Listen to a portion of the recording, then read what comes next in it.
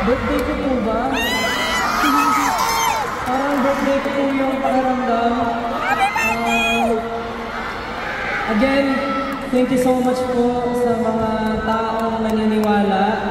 Yung last year po talaga napakaraming blessing ang dumating sa buhay ko.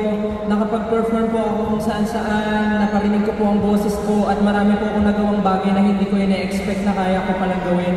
Dahil po yun sa tiwala at pagmamahal nyo, kaya maraming salamat po.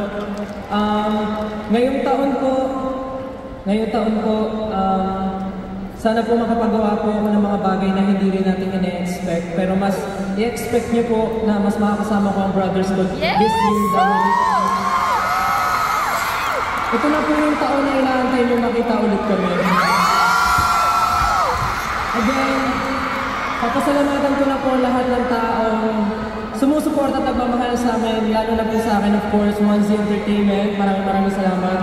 My brothers, SB19, my family, my mom, my dad, my lolo, my lola, mga kapatid ko, my friends na lagi nandyan for me, and of course, Warner Music Philippines, thank you so much, mahal na mahal ko kayo. And of course, ang nagtitiwala rin sa SB19 sa amin, Miss Ross, maraming salamat po, thank you so much for supporting us all the way. And sa lahat po ng buo ng Wish, maraming salamat po. Gaya po na sabi ko kanina, patuloy po ako mangangarap kasama kayong lahat. And itong award na to ay tatanungin ko pong malaking utang na loob sa inyo dahil binigay niyo po sa akin ito dahil naniniwala kayo sa akin. Maraming salamat po. Mahal na mahal ko po kayo. Thank you so much. I love you all. Thank you.